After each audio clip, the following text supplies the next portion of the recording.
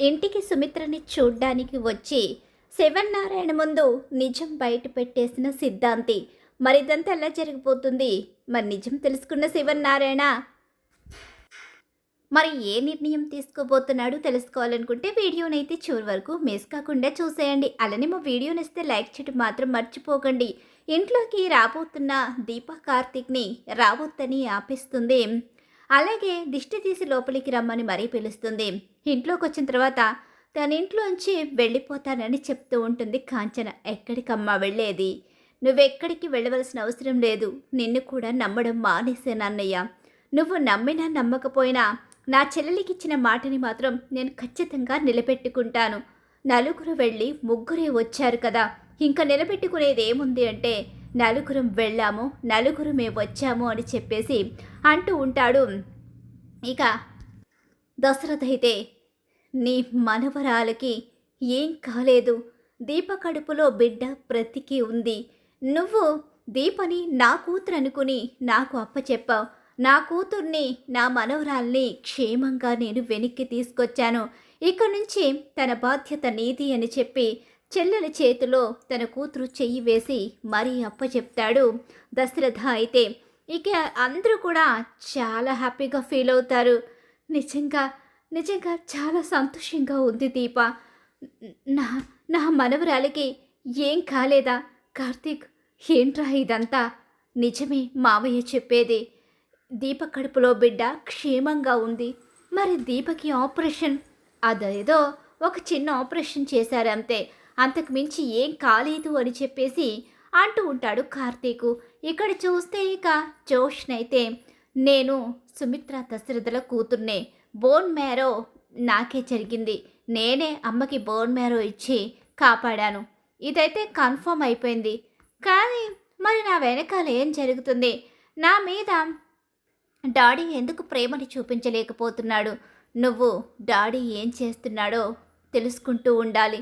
ఖచ్చితంగా ఎక్కడికి వెళుతున్నాడు, ఏం చేస్తున్నాడో నువ్వు తెలుసుకుంటూ ఎప్పటికప్పుడు నాకు చెప్తూ ఉండాలి. నేను ఇప్పుడే బయటికి వెళ్ళలేను, నన్ను బయటికి వెళ్ళనివ్వరు, కాబట్టి ఏదో రకంగా నువ్వే నాకు సహాయం చేయాలని చెప్పేసి తన గ్రాని పారిజాతాన్ని అడుగుతుంది.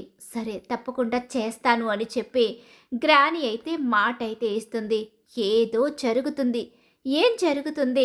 నేనే తన కూతుర్ని, కానీ నా మీద ఎందుకు డాడ్ ప్రేమని చూపించలేకపోతున్నాడు అని తన మనసులో ఎన్నో సందేహాలు, ఇక ఏదో తెలియని బాధ. ఇక్కడ మాత్రం అన్నయ్య, ఇదంతా నిజంగా నాకు చాలా చాలా సంతోషంగా ఉంది. ఎంత బాధపడ్డానో అది నాకు మాత్రమే తెలుసు.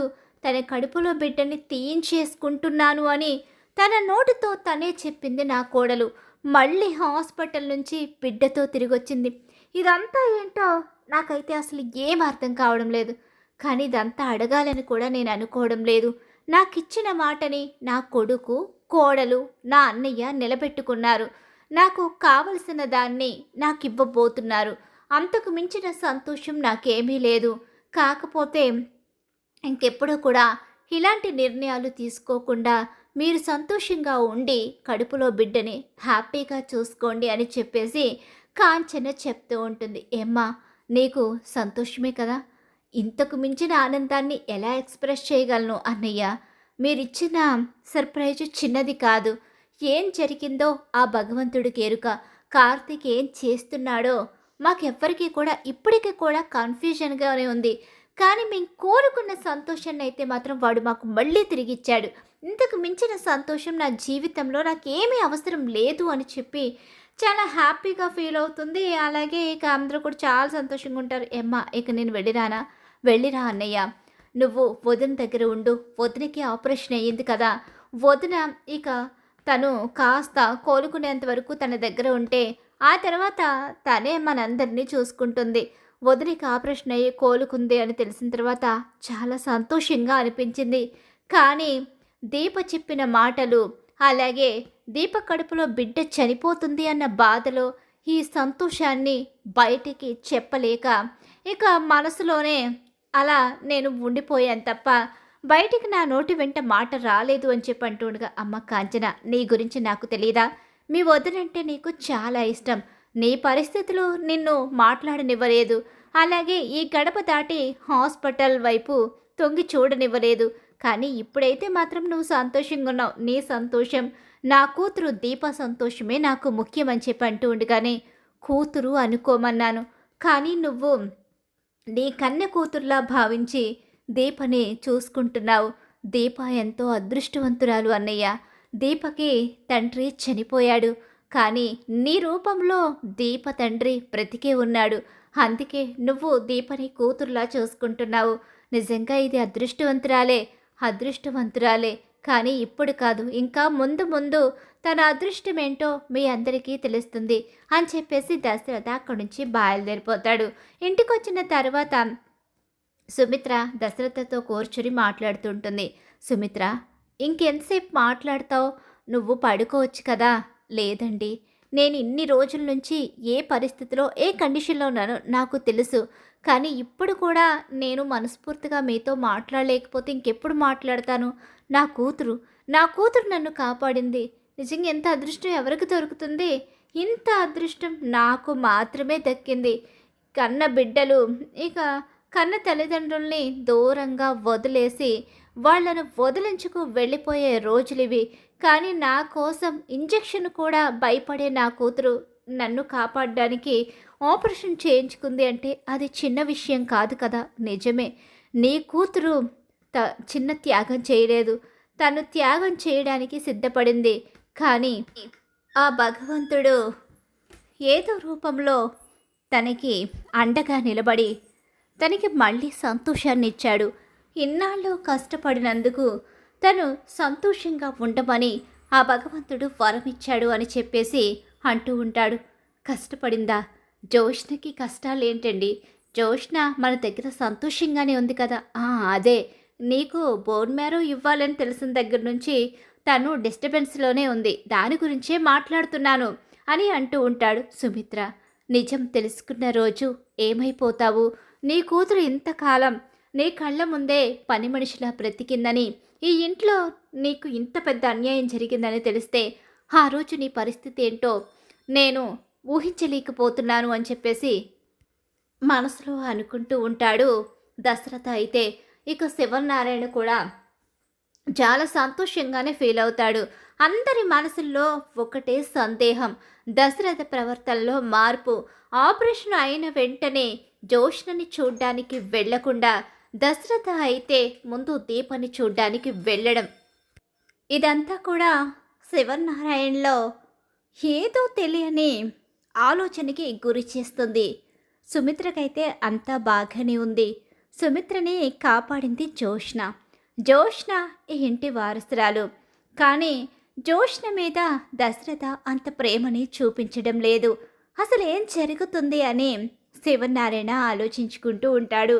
ఇలా జరుగుతుండగానే ఇక దశరథ బయట తిరుగుతూ ఉంటాడు. దశరథ, సంతోషంగానే ఉన్నావా? ఇంకా లేదు నాన్న. ఏం మాట్లాడుతున్నావు దశరథ? సంతోషంగా లేకపోవడం ఏంటి? సుమిత్రకి ఆపరేషన్ అయ్యింది. దీప కడుపులో బిడ్డ బ్రతికే ఉంది. ఇంకా నువ్వు సంతోషంగా ఎందుకు లేవు? అదేమీ లేదు నాన్న. అంతా పూర్తిగా కోలుకొని ఒకప్పట్లా సుమిత్ర ఇంట్లో హ్యాపీగా తిరుగుతూ ఉంటే అప్పుడు కదా నాకు అసలైన సంతోషం. అదే అంటున్నాను. ఆ ధ్యాసలో ఉన్నాను కాబట్టే మీరు అడిగేసరికి అలా మాట్లాడానంతే. అంతకు మించి ఏం కాదు నాన్న అని చెప్పేసి అంటూ ఉంటాడు. నీకు చెప్పలేను నాన్న. ఈ ఇంటి వారసురాలు దీపని ఎప్పటికైనా ఈ ఇంటికి తీసుకొచ్చి తనే నా కన్న కూతురు అని జోష్న పారిజాతం పిన్ని ముందు అరవాలని ఉంది. ఆ రోజు కోసం ఎదురు చూస్తున్నాను. నా కూతురు కష్టాలు పడుతుంది. ఎన్నో రకాలుగా బాధలు భరించింది. తల్లి కోసం కడుపులో బిడ్డని వదులుకోవడానికి సిద్ధపడింది. కానీ ఆ భగవంతుడు తనంతట ఉండి ఆ బిడ్డని కాపాడి నా చెల్లెలి కళ్ళల్లో సంతోషాన్ని ఇచ్చాడు. ఇప్పుడు కాస్త సంతోషంగానే ఉన్నాను. మరింత సంతోషం నా కూతురు నా మహాలక్ష్మి ఈ ఇంట్లో అడుగుపెట్టిన రోజే అని చెప్పేసి దశరథ ఆలోచించుకుంటూ ఉంటాడు. ఇక అలాగే తెల్లవారిపోతుంది.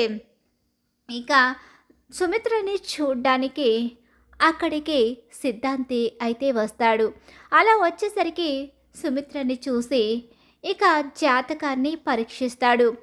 సిద్ధాంతి గారు, మీరు అప్పుడైతే గండం ఉందని చెప్పారు. ఎవరికి ఉందో, ఎవరి పరిస్థితి ఏమైపోతుందో, ఈ ఇంట్లో ఎవరు గండాన్ని ఎదుర్కోబోతున్నారో అని భయపడ్డాను. చాలా టెన్షన్ పడిపోయాను. ఎంతో బాధపడ్డాను. ఈ వయసులో భరించలేని బాధని మోసాను.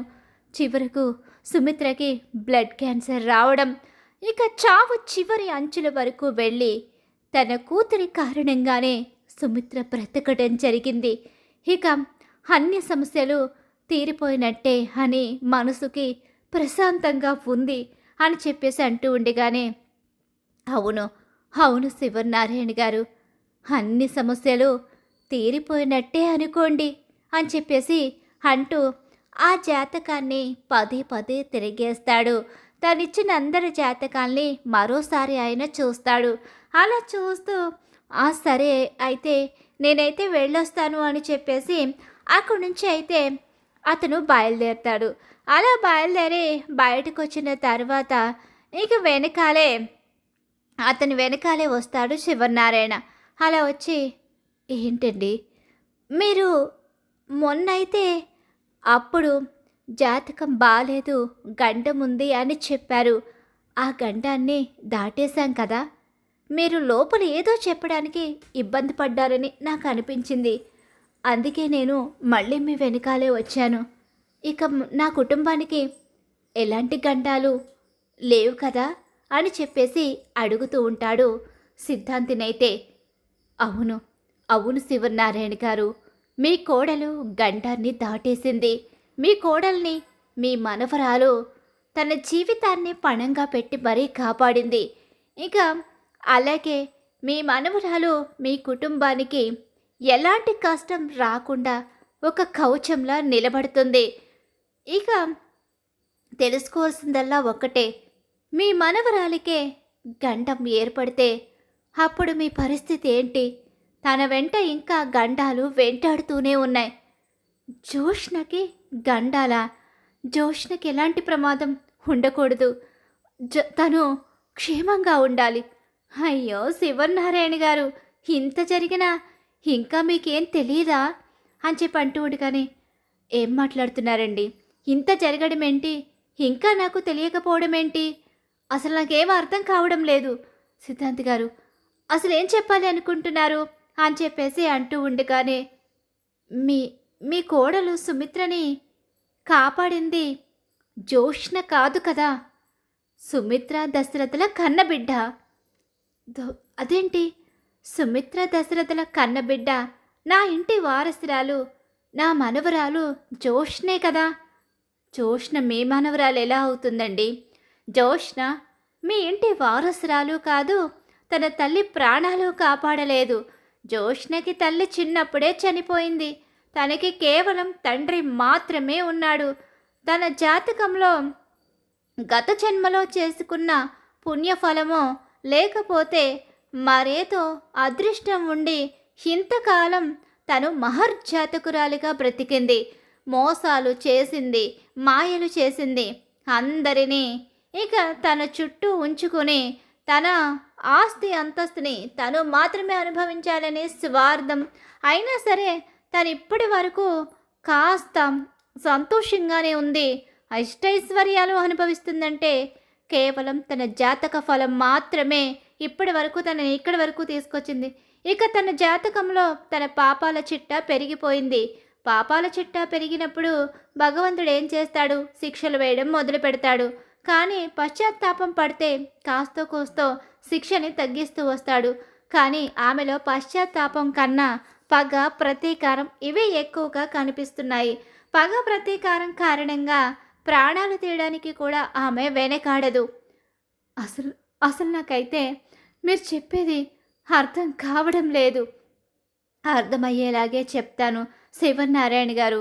మీ కోడలు గండాన్ని దాటింది మీ మనవరాలు కారణంగానే. కానీ మీ మనవరాలు జోష్న కాదు.